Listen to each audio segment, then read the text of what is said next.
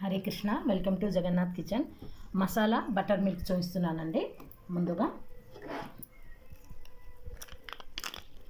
Ice ముక్కలు తీసుకుంటున్నాను.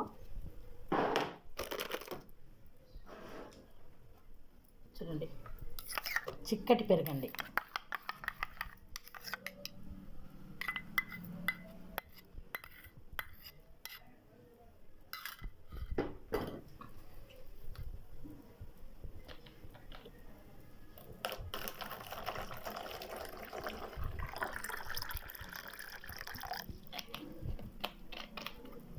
ఒకసారి ఇందులోకి వాటర్ని పొద్దాం. చూడండి,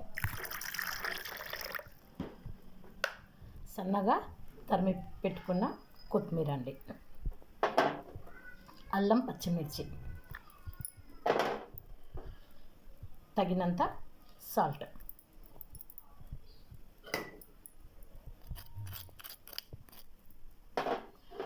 బ్లాక్ పేపర్ అండి.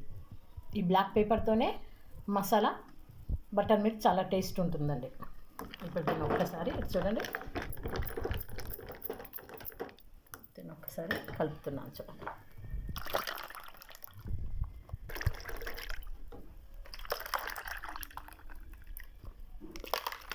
ఇది ఫ్రిడ్జ్లో పెట్టే అవసరం ఉండదండి, ఎందుకంటే నేను కూల్ వాటర్తోనే చూపించాను. మళ్ళీ ఐస్ ముక్కలు వేసాను కనుక ఫ్రిడ్జ్లో పెట్టే అవసరం ఉండదు. ఇష్టంగా తాగేయచ్చండి, పిల్లలకు కూడా ఇవ్వచ్చు. మసాలా బటర్ మిల్క్ రెడీ అండి.